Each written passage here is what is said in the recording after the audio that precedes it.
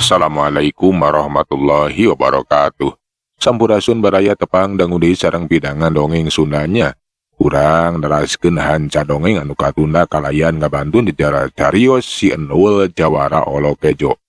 Di dongeng teh karangan mang nyalira sok sanaos dongeng anu basajan malah manar janten hiburan.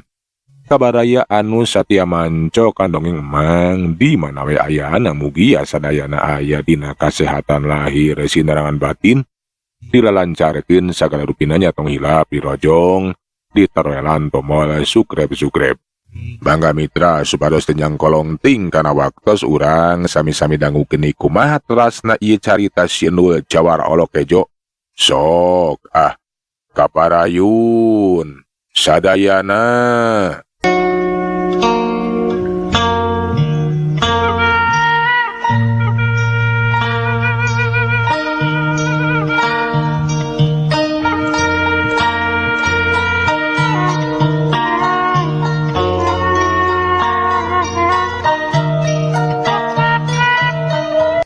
Caturkeun di jalan satapak anu berasna teh ka jalan gede lembur Ciburuy. Aya tir urang jalma anu keur patingker di Leumpang jelas arek nuju ka lembur Ciburuy. Ari eta anu tiluan teh tayalian ti Kilintung jeung kadua anak buahna. Teu karaja euy urang teh bakal tepi ka nu dituju galing. Asmo. Nya sumohon bah. Teu karaos urang teh bade dugi yeuh. Alah nya Ki. Sakereung deui ge bakal tepi. Tapi kumaha yeuh rarancang urang? Nah rek asup ngaliwatan sisian lemur malibir atawa urang teh rek asup ka tengah lemur? Lantaran padepokan teh aya di belah kidul. Urang asup ka tengah lembur we euy keur naon kudu mapai jalan kukuriringan. Jaba jalanna rumpil. Leuwih hade ngaliwatan jalan anu lega anu geunah deuleu. Nya saya atuh ari kitu mah Ki. Namun kumaha lamun urang teh dihadang ku urang lemur? Nah, ari sia balagug sia galing. Lamun aya urang lemur nu ngahadang mah kojoran bae jeung deui. Moal arek waraniun deuleuh kangaranan nyaho nu datang teh kapan komplotan urang sia. Nya Ki. Namun kapan urang teh mung tiluan bisi disangkakeun we. Lain komplotan maung hideung nu datang teh bisi disangkakeun bangsat kotok. Tak kitu Ki. Nya kumaha lamun urang teh dikarepungnya. Alah. Tapi keun wis ya. Atoh aing mah dikarepung ku urang lembur teh. Ngarah puas aing mah. Ku aing bakal dikojoran we kabeh. Tak kitu benar sia teh si Asmo.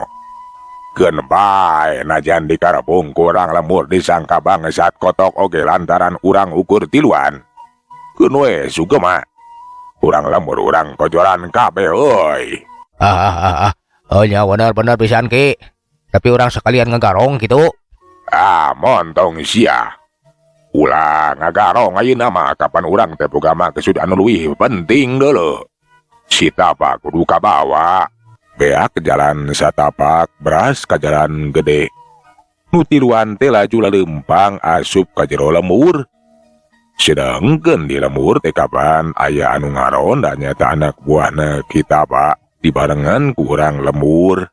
Basa nempor rentang-rentang aya anu tiluan. Geus teu we cenah boa-boa jalma jahat kangaranan aya jalma nu lambreng wayah kitu. Bari nilik tina papakeanna teh jelas papakean jalma jahat. Si Jot jeung baturna pon kitu di urang lembur anu keur ngaronda teh basa mireungeun eta nu tiluan. Laju we ngintip-ngintip ka nu tiluan. Tinggal itu euy. Aya nu pating juring Kang euy. Marake baju hideung. Awas euy kade urang nepikeun ka asup ka jero lemur. Urang tewak eta teh jalma jahat deuleu. Alah, nya bangsat jahat. Alah tuh, tinggal itu ngaliwat kana kandang hayam. Wah boh hayam emang rek dipaok. Ayo. Tewak euy, tewak. Aja ayo tewak euy ujang. Wah jadog wae sia. Oloy doy. Tewak euy. Si Jot yang baturna pon kitu urang lembur teh atuh cung jeleng ningker anu tiluan kabeneran ngaliwat ka kandang hayam boga namang Usman. Bener bae nu tiluan teh disangka bangsat kotokeun makapan marake baju hideung dina kayaan poek acan sidik kana beungeutna. Tiluan barang ningali urang lemur anu pating gorowok pating corowok aya bangsat kepung cenah kepung tewak puguh atuh maneh curing hak. Alah, itu urang teh arek dikarepung, arek ditarewak. Nya teu kira-kira urang teh disangka bangsat kotok ki. Sing horeng teh bener lantaran urang teh ukur tiluan ieu teh. Hahaha. Nya ki. Wah kasieun ta urang lemur teh disangkana urang teh bangsat kotok. Kun sinanya lamperkeun euy da balen ka urang. Kapanan sok sanajan tilu oge maung deuleu. Hehehehehe. Sedangkan ari si Ijot sabarakan calaju we mananangayakeun panarajang cung jeleng geus hanteu ngirikan musuh da puguh jelas teh jalma jahat. Serang atuh, ayo serang euy, serang. Seak ya jeleng si Ijot narajang bari ngahebatkeun pedogna rek ngadek kana beuheung Kilintung. Kilintung ningali musuhna anu ngahebatkeun pedog teh hanteu kimira sok emosieun atuh. Ngan sakilat manehna ngalalapkeun sirana plos atuh pedog teh ukur nyamos, ukur ngaliwat kana luhureun sirahna. Sedengkeun ari si Galing jeung si Asmo pada ngahurup ku urang lembur. Aya nu mapeg make popongkol, aya oge anu nyabatkeun parang atawa kolewang, pating hariuk, pating sarubuk. Tapi si Galing jeung si Asmo teh lain pilawaneun urang lembur atuh ngan sakilat. Panrajang musuh teh bisa disingkan plos samaran kolewang jeung popongkol teh nyamos. Kurang ajar sia. Sesoroh kojor ka dieu deuleu. Cek si Galing nangtang sedengkeun urang lembur mah henteu wawuheun atuh kaya takaraman maung hideung teh ai lain urang paguron mah. Lantaran si Galing jeung si Asmo teh jarang turun ka pilemburan. Ari lain menang pancen khusus di Kilintung mah. Urang lembur hade teh maju di narajang yuk ngahebatkeun di popongkol kiwari mah beki nafsu atuh hayang sagancang nangarubuhkeun bangsat kotok cenah. Kurang ajar si arek mau kayam aing. Tipe ku aing rasakeun. Halik sia ku aing dikadek deuleu. Popongkol Mang Usman geus ngahiuk di bangbaraan rek ngacebrod kana sirah si Galing. Sedengkeun eta bedogena Aki Jumadi hade teterek nyabat kana sirah si Asmo. Pun kitu di batur anu sejena pating hariuk matakeun pakarangna sewang-sewangan. Tapi si Galing jeung si Asmo teh puguh ditacek tadi ge lain pilawaneun urang lembur sanajan pating hariuk pakarang anu rek keuna kana sasaran teh. Ngan sakilat bisa disingkahan plos nyamos ukur ngakan tempat kosong malahan masakilat. Si Galing jeung si Asmo teh bisa malas narajang yuk jebrod. Pakarang musuh ge nepikeun ka raceleng atuh bari awakna pating jarangkang pating kojak. Sedangkeun ari si Ijot jeung baturna basa sidi kanu tiluan tayalianti cenah karaman maung hideung atuh maneh ngagebeg-reuwas. Laju wae manehna mah ngagajeleng ngajauhan bari ngajakan urang lemur pikeun ngejat ninggalkeun eta patempatan. Cilaka cenah nu tiluan teh lain pilawaneun maranehanana kabur cenah kabur. Awas euy, lain bangsat kotok tapi karaman maung hideung ieu teh. Cilaka atuh, kabur. Urang lembur anu kekarabisaeun hudang basa ngadenge lamun nu tiluan teh cenah anggota karaman maung hideung puguh we atuh manis soak. Kabehana ge nepikeun ka ti buburanjat ngejat ninggalkeun eta patempatan pating gorowok pating corowok. Lain bangsat kotok cenah tapi karaman maung hideung. Awas aya karaman maung hideung. Awas oi, lain bangsat kotok geneng tapi karaman maung hideung dulu. Alah, nya lumpat ye. Lumpat ulah dilawanan. Lain pelawanan urang ye. Bahasanya kesian urang lembur pating barat teh lalumpatan ngejat. Kilintung jeung kadua anakna buahna teh kalah kanyeung ngeserikeun we. Rasa pada ningali pamolah urang lembur anu nyangka kamaranna teh bangsat kotok. Sabada apa atawa nyaho lamun maranna teh karaman maung hideung laju we sarwak. Sarieun embung adu hareupan. Disangkana teh bangsat kotok beureunan. Untung we kabaru lalumpatan. Lamun nekat mah kojora kabeh deuleu euy. Nya ki kuat kalalumpatan. Teh sirikna notok-notokeun maneh beureunan. Sieun kurang ajar atuh da nyangka ka urang bangsat kotok. Alah, Hanjakal kaburu larumpatan. Lamun cacak-cacak teu lompatna ku aing teh bakal diwara tak kabeh. Bakal dipencitan we lah tuman. Nah, atuh bet nyangka ka urang tiluan teh bangsat kotok. Ngahina pisan. Kapanan urang teh kasebut karaman anu dipika gigis dipika sieun. Kusakumna urang lembur mah. Mangga saya ayo nama. Urang kebak ngajuk-juk ka padepokan heueuh ka pagurona Sitaba. Kudu sagancangna Sitaba teh kacangkala ka bawa ku urang euy. Cekirintung guragi we ngajakan pikeun neruskeun di lampah sagancangna ngajujuk ka padepokan kita apa.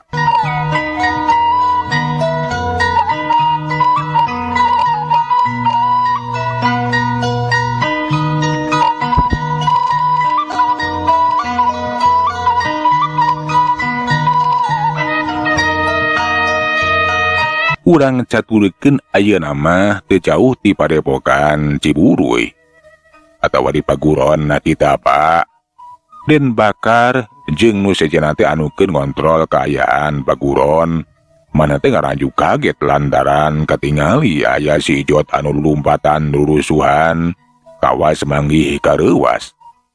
Barang geus deukeut laju lancang ditanya ku Den Bakar aya naon cenah Ijot. Buat kawas anu manggih kasoak manggih kasieun. Nya kunaon sia ti Ijot? Kawas anu manggih kareuwas? Na manggihan juri gitu? Nya aya naon Ijot? Bet kawas anu sieun geuning. Anu ditanya teh acan waka bisa nemalan da buku masih kene rengha paranjuk atuh napasna ngos-ngosan tadi balas lumpat anu sakulumpat lampet. Ngan bae sabada napasna geus hante karasa eungap teuing. Jeung kaduga pikeun nembalan pok kadenya atuh si Ijot teh nembalan. Aduh, alah, cilaka atuh cilaka. Ka padepokan teh bakal kadatanganku Karaman Maung Hideung euy. Ieu kapegat di sisi lemur atuh. Nah bener, aya Karaman Maung Hideung si Ijot. Bener atuh bener. Satadina mah disangka bangsat kotok tapi teteh geuning nu tiluan teh.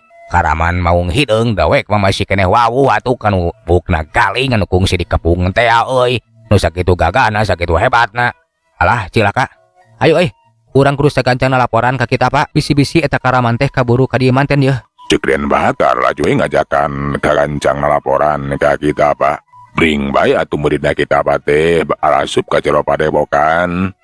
Basa geus tepi ka jero laju laporan ka kita Pak lamun cenah di lembur teh. Geus kadatangan ku Karaman Maung Hideung lobana teh tiluan.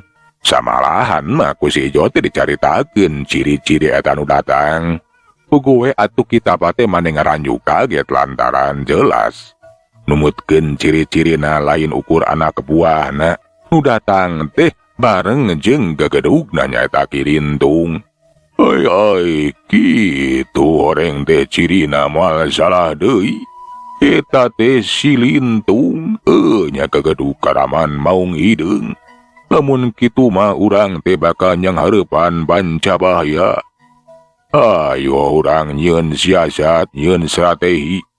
Lantaran nyang hareupan eta si Lintung jeung anak buahna teh lain perkara anu gampang. Janten eta nu kolot teh atuh disebat Kilintung teh aki. Nya bener teu salah Ijot, pasti eta teh si Lintung. Pasti si Lintung teh penasaran lantaran asa dilejokeun ku kula. Pasti bakal nyangkala kula. Kukituna geus ayeuna mah ulah loba catur. Ayo urang sing hareupan meme tepi ka jero urang papag. Ngan bae ulah arek di sing hareupan langsung urang serang heula jarak jauh. Nah aku mah maksudna ki ditarajang jarak jauh teh. Nah urang peryogi pakarang. Sapertos panah atanapi ketepel. Tah eta bener pisan urang teh butuh panah jeung ketepel atawa tumah. Urang buburak bae eta nu tiluan teh. Mudah-mudahan bisa disieukeun, diusir lantaran lamun dising hareupan secara langsung. Nya kula oge cantang tu bisa ngungkulan. Sok sanajan nya dibantuan kumarane. Lantaran kula manggeus nyaho nepi ka mana kahebatan eta Kilintung. Kapan baheula oge iwa ti Ki Bantar geuni anu bisa ngelehkeun Kilintung mah. Atuh para murid cita teh lajue manehna teh nareangan pakarang anu bieu dibutuhkeun kaya-kayaning panah tumak jeung ketepel. Geus kitu mah 14 urang muridna kita teh ngabagi diri. Aya anu caricing di luhur, siap-siap metakeun panah jeung tumbak pon kitu di ketapel. Sedengkeun anu aya di pakarangan eta paguron marana teh saya kadiri we mari metakeun pakarangna sewang-sewangan. Bisi cenah eta nu tiluan teh bisa asup ka jero. Sedengkeun ari kita panang tunggu dina luhureun sunan bari merhatikeun ka sabeureun eta paguron. Dina kayaan kitu teh Bienok oge sarua manehna teh wahwar weh-werwe bari tatanya. Na aya naon cenah aya naon? Basa disebutkeun arek aya serangan ti urang Karaman Maung Hideung teh atuh manis soakeun eta Bienok teh. Alah Ujang, jadi aya serangan ti Karaman Maung Hideungnya. Alah kumaha atuh yeuh? Nya Ibi yeuh. Inggih eta Karaman Maung Hideung teh pergasa ka urang sararea yeuh. Wangganing kapan geus kasohor ke jam-jam talangas. Nya Bi, hade nama ka ditu bibi mah nyumput. Bisi kabur ka dieu tuh. Alah, kita pagi keur matikeun kayaan. Acan mere komando. Nya Ujang, bibi mah arek nyumput ka itu tuh. Kahade sing hati-hati sing waspada. Bisi cilaka ulah sologoto nya hareupan Karaman Maung Hideung mah. Lain bantrak-bantrakeun ieu. Ceuk Bienok bari purat perote manehna neangan panyumputan. Kita anu ngajanteng dina luhureun sunan. Najan masih kena anggang geus bisa sidik anu tiluan. Nyeta Kilintung jeung kaduana kebuan anu pating keredi baleumpang ngadeukeutan ka baguron. Kita mere tanda lamun musuh teh cenah geus arek tepi. Kudu saya ka diri we. Lamun dibere komando kudu ngayakeun serangan. Kade-kade, itu nu tiluan teh geus arek tepi ka dieu. Lamun kukula di komando kade kudu bareng dina ngayakeun panarajang jeung serangannya. Muridna teh atuh nemalan we saur manuk nya cenah mangga. Keun cenah lamun geus nampu mah arek diserang ku panah ku ketepel jeung ku tumak. Anu tiluan teh leumpang taya kasieun pating karedik malahan maki wari teh geus meh deukeut we ka pakarangan paguron atau pakarangan padepokan. Kita laju marentakeun ka muridna. Sakancana matakeun ketepel panah jeung tumak pelesat pating cariut pating suruk. Uguh we atuh anu tiluan teh mani reuwas. Tapi lain oge Karaman Maung Hideung atuh anu bakal kateter atawa nepikeun kacilakanan papan rajang sarupa kitu. Basa aya batu anu pating cariut, panah anu ting balasur tumbak anu pating corocos kentak cung jeleng nyingkahan panarajang plos. Awas kade oi. Urang teh geus ditarajang di bongohan oi. Ceuk Kilintung ari teh ngingetan ka si Asmo jeung si Kaling jeleng.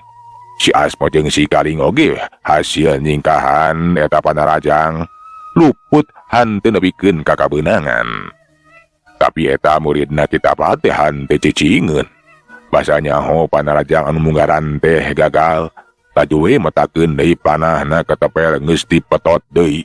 Pon kitu ditumbak geus dilampahi ke pelesur. Ciut pelesat.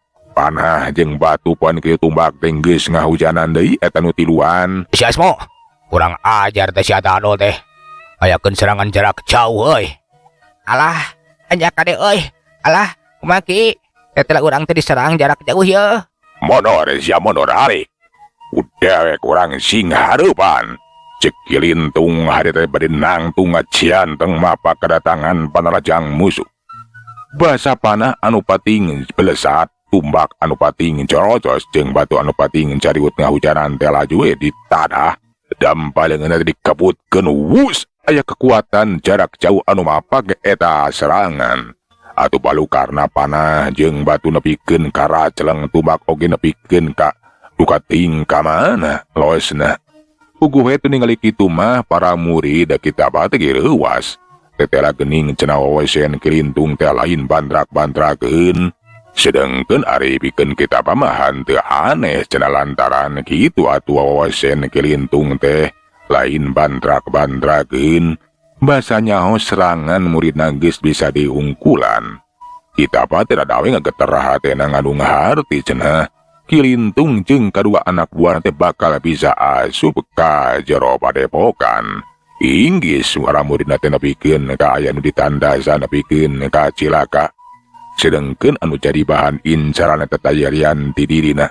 Sadar kana kaeta kayaan laju aya atuh kita pati ngacorelat tinudureun suhunan corelat kalayang cele baretak pelesat. Mapag kadatangan Kilintung jeung dua anak buahna calagadag kiwari manggeus nangtung aya di hareupeun Kilintung. Hahaha. Kaluar oge sia teh tapa. Kamana bae euy oreng teh di dieu ku aing salila-lila di teteangan di baheula. Hehehe, ayeuna mah moal bisa nyumput, moal bisa lumpat, moal aya nu melaan sia. Kukituna kukieuna gancang pasrahkeun eta kujang nu sanyana. Atawa bejakeun di mana sabenerna harta karun teh euy, ulah ngalejokeun ka dewek. Bagea Lintung. Hehehe. Nya ieu kula sitapa teh. Kula mah arek masrahkeun harta karun ka sia. Lantaran sia mah lain anu hakna. Kurang ajar lamun kitu mah sia teh bener-bener hayang kojor. Tulus sia ayeuna mah kojor teh. An bae ku aing moal kitu bae di kojoran sampe ngabejakeun di mana eta harta karun. Keur kula mah leuwih hade acal binasa. Tibatan kudu ngabejakeun di mana-manana eta harta karun. Sok rek kumaha sia Lintung. Ay kurang ajar tiba heula sia teh bandel deuleu tapa. Kudu dicanggalak jeung disiksa heula kaya kieu mah. Ceuk Kilintung wari teh bari ngacorelat narajang ka kita pa. Euleuh mitra waktosna parantos teh nya kapannya. Segala urang tuna jajara carita sinut jawara oleh kajodoy ka dieu urang teraskeun dina seri anu salajengna.